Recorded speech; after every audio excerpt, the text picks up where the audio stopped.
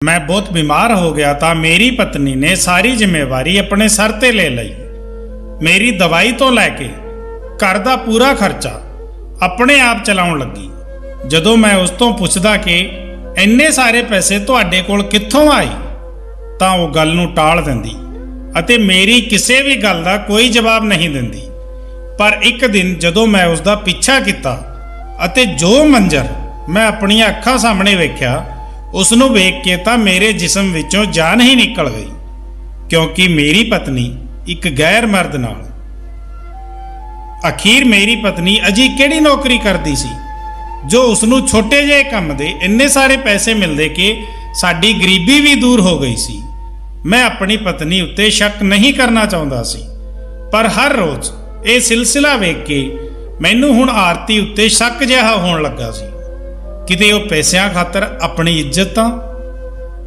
इस तो अगे सोचण दी मेरे विच हिम्मत नहीं बची सी। मैनूं उस पल पहली बार बेबसी महसूस होई सी। मैनूं अपनी इस बीमारी ते गुस्सा आउण लगा। काश ये बीमारी मैनूं ना लगदी तां शायद अज हालात कुछ होर हुंदे। मेरी पत्नी बहुत खूबसूरत सी। मेरी गरीबी अते 2 बच्चों नूं जन्म देण दे बावजूद भी उसकी खूबसूरती उत्ते कोई आंच नहीं आउण दित्ती सी। उसकी खूबसूरती का राज शायद मेरी मुहब्बत ही सी। असी गरीब अपनी पत्नियां नूं बस वफा अते मुहब्बत ही रज के दे सकते हाँ, जिसनूं पा के साडी पत्नी साडे नाल हर हाल विच खुश रहण दी कोशिश करती है। हुण तक अपनी गरीबी के बावजूद भी असी खुश सी, पर मेरी इस बीमारी ने सब कुछ खत्म करके रख दिता। मेरी बीमारी के बाद मेरी पत्नी शायद लोकां दे घरां विच काम करन लगी सी। जदों तक वो घर तो बाहर रहिंदी मेरी जान सूली ते लटकदी रहिंदी। जदों तक मैं कमाउंदा सी घट्टों घट वो मेरे घर दी चार दीवारी विच महफूज तां सी। उसकी हालत वेख के मैं अपने आप नूं किस तरह संभालदा सी नहीं जानदा सी। मैनूं आरती पहलां तो कमज़ोर ਜਿਹੀ लगन लगी सी। रात नूं बच्चों दे नाल मंजे ते सोई, पर सवेरे अपने वक्त उत्ते नहीं उठ पाई। उसनूं बहुत तेज बुखार सी। शायद रोज़ रोज़ दे इस काम धंधे तो वो थक गई सी। मैं जदों उसकी तपदी हुई परेशानी वेखी तां फिक्रमंद हो गया। मेरी बीमारी ने मेरी पत्नी नूं झंझोड़ के रख दिता सी। मैं उसनूं नहीं उठाया। मेरी तबीयत पहलां नालों कुछ बेहतर हो चुकी सी, पर डॉक्टरां ने काम धंधा करन तो मना कर दिता सी। कहा सी जदों तक पूरी तरह ठीक नहीं हो जाओ मेहनत का कोई काम नहीं करना। मैं हुण ये करदा सी कि घर दे छोटे मोटे काम कर दिंदा। मैं बच्चों नूं नाश्ता बना के करवा दिता अते आरती लई चाह बनाई। हुणे आरती चाह पीण लई मंजे तो उठी ही सी, उदों ही अचानक दरवाजे उत्ते दस्तक हुई। मेरे बेटे ने दरवाजा खोलिया तां एक हट्टा कट्टा आदमी बाहर खड़ा सी। उस आदमी नूं वेख के बहुत अजीब महसूस होया। वो मूँह विच पान दबाए बड़े ही अजीब अंदाज विच घर अंदर घुसिया। उसनूं वेख के मेरी पत्नी आरती दे चेहरे का रंग उड़ गया। उस शख्स ने मैनूं वेखदे ही मेरे ते सरसरी नज़र मारी अते फिर वो आरती नूं वेख के कमीनी जिही मुस्कान मुस्काया ते कहण लग्या, की हाल है, अज काम ते नहीं आई तू? ये कहंदे होए उसने अपनी जेब विचों 5000 दे नोट कढे अते आरती दे हत्थ विच फड़ा दिते। उसनूं वेख के मेरी पत्नी आरती घबराई हुई सी। आरती कहण लगी, मालकन नूं कहना मैनूं बुखार है, मैं 2 दिनां तक काम ते नहीं आ सकती। ये सुन के उस शख्स दे मत्थे उत्ते सिलवटां पै गईयां। उसने कहा, मालकन दा तेरे बिना गुजारा नहीं हुंदा, ये तू चंगी तरह नाल जानदी है। तू नहीं आई तां उन्हां ने मैनूं भेज दिता अते कहा जाके आरती दा हाल पुछ लो कि अखीर वो क्यों नहीं आई। ना जाने क्यों मैनूं उस शख्स की नज़र बुरी लग रही सी। वो आरती नूं सिर तो पैर तक बड़ी गौर नाल वेख रहा सी। वो आदमी कहण लगा, बुखार की दवाई खा लवेगी तां कल तक तू भली चंगी हो जाएगी अते ठीक होने तो बाद तू काम ते आ जाना, वरना तू तां जानदी ही है कि मालकन दा तुहाडे बिना गुजारा नहीं हुंदा। उंज मालकन कोल लड़कियां दी कमी नहीं है। खाम खां ਤੁਹਾਡੀ ਨੌਕਰੀ ਛੁੱਟ ਜਾਵੇਗੀ।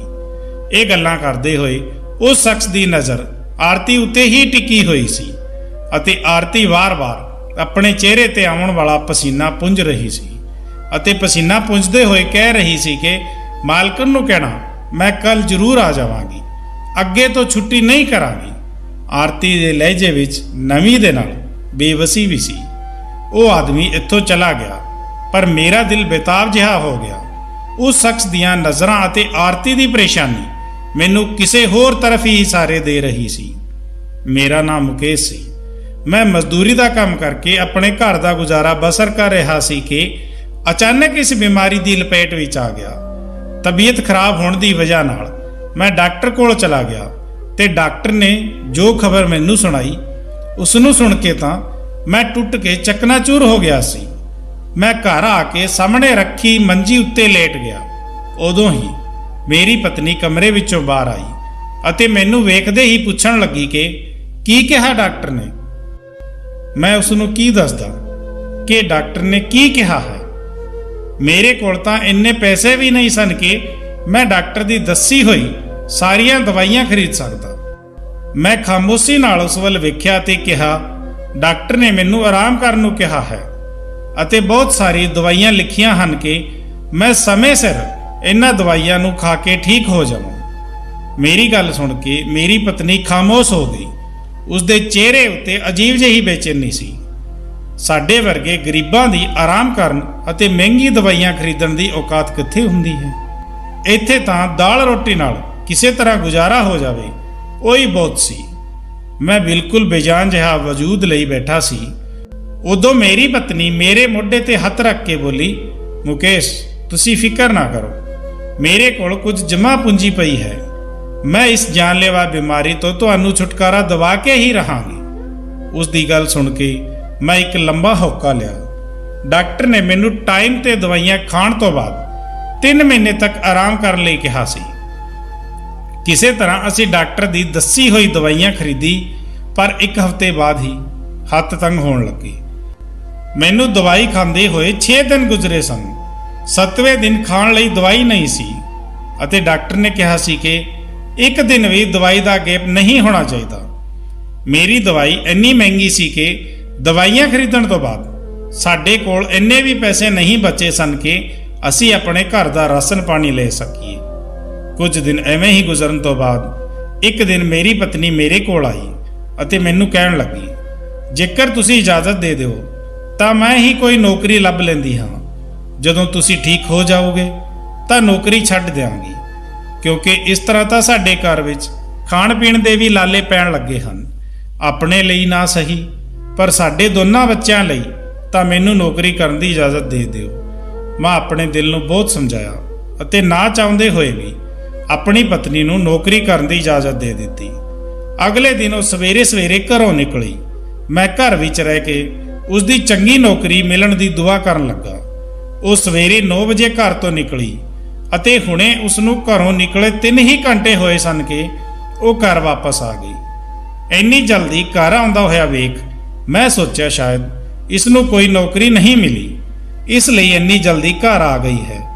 ਪਰ ਜਦੋਂ ਮੈਂ ਉਸ ਵੱਲ ਵੇਖਿਆ ਤਾਂ ਉਹ ਕਾਫੀ ਖੁਸ਼ ਲੱਗ ਰਹੀ ਸੀ ਅਤੇ ਉਸ ਦੇ ਹੱਥ ਵਿੱਚ ਮੇਰੀਆਂ ਦਵਾਈਆਂ ਅਤੇ ਖਾਣ ਪੀਣ ਦੀਆਂ ਢੇਰ ਸਾਰੀਆਂ ਚੀਜ਼ਾਂ ਸਨ।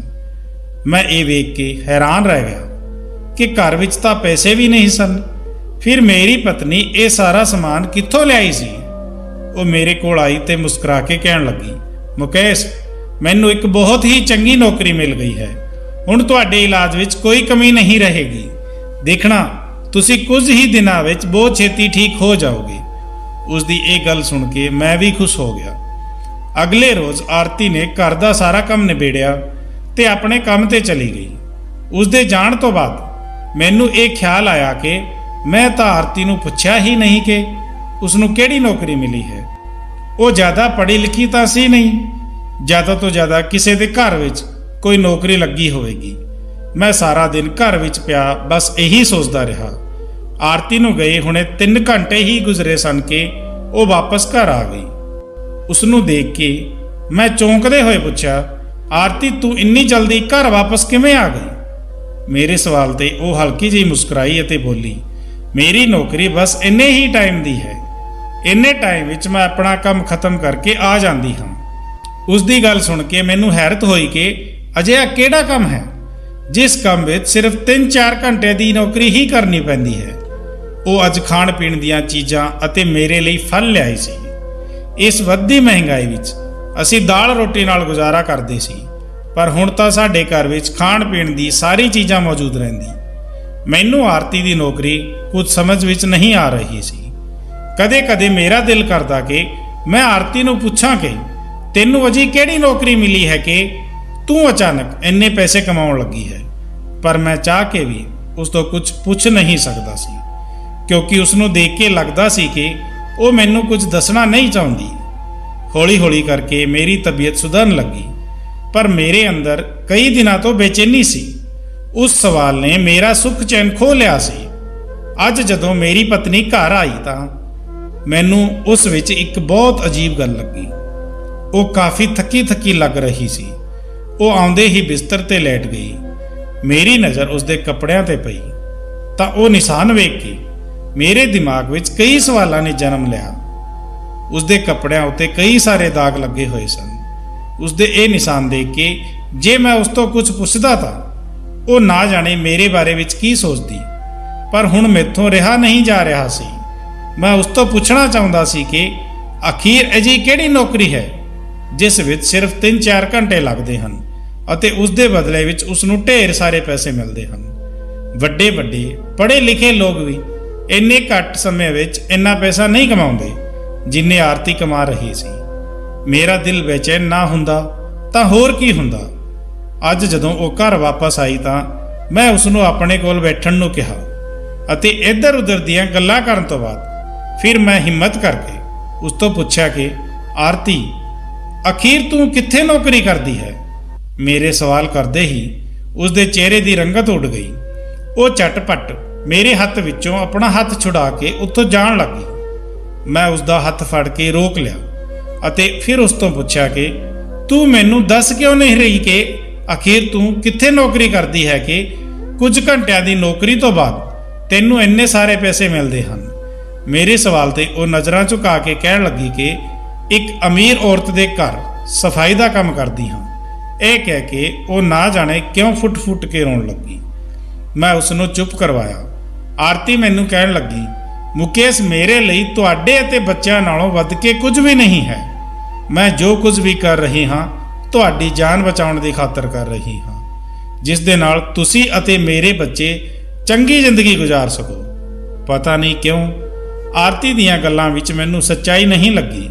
ਉਹ ਉੱਠ ਕੇ ਚਲੀ ਗਈ ਅਤੇ ਫਿਰ ਕੁਝ ਦਿਨ ਬਾਅਦ ਹੀ ਉਹ ਸ਼ਖਸ ਮੇਰੇ ਘਰ ਆਇਆ ਸੀ ਜੋ ਆਰਤੀ ਦੀ ਤਬੀਅਤ ਖਰਾਬ ਹੋਣ ਦੇ ਬਾਵਜੂਦ ਵੀ ਆਰਤੀ ਨੂੰ ਪੈਸੇ ਦੇ ਕੇ ਗਿਆ।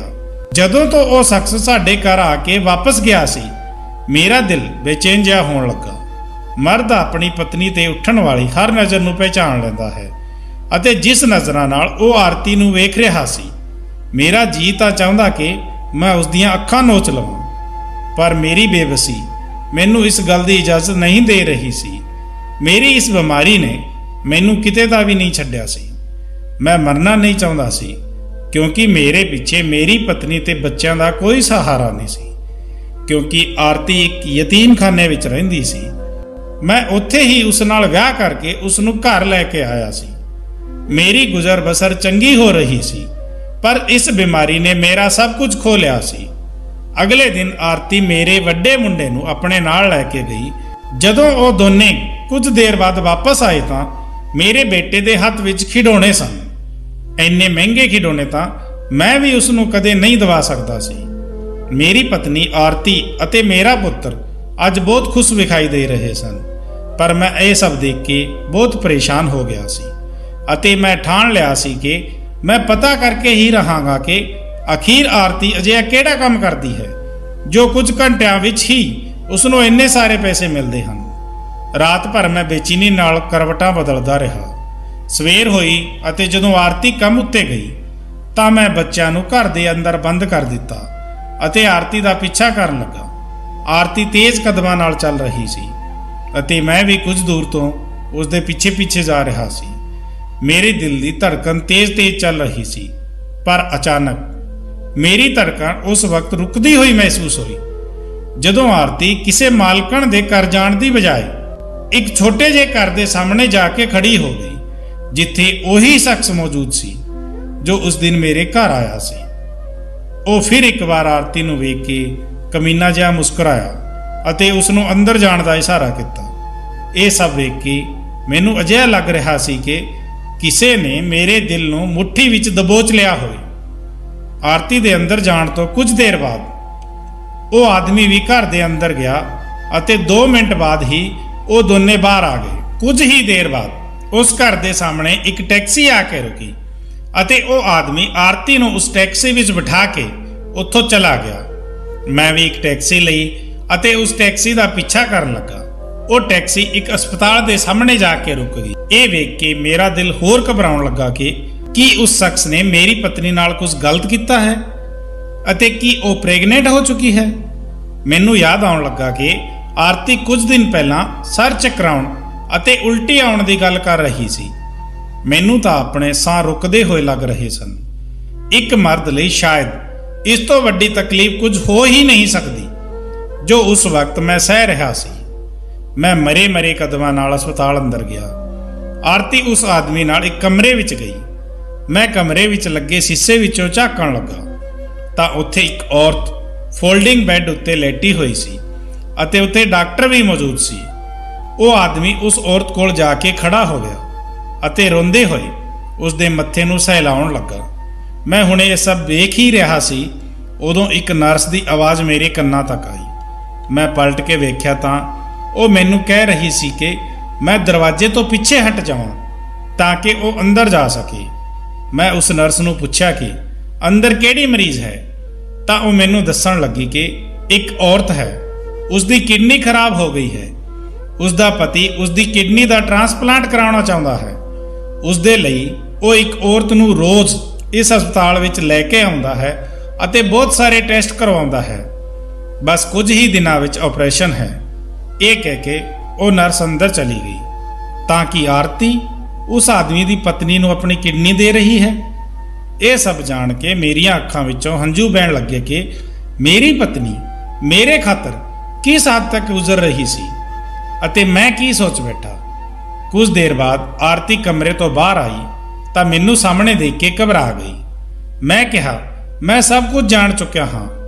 ਮੈਨੂੰ ਦੇਖਦੇ ਹੀ ਉਹ ਰੋਣ ਲੱਗੀ ਅਤੇ ਕਹਿਣ ਲੱਗੀ, ਮੈਨੂੰ ਇਸ ਕੁਰਬਾਨੀ ਲਈ ਮਨਾ ਨਾ ਕਰਨਾ।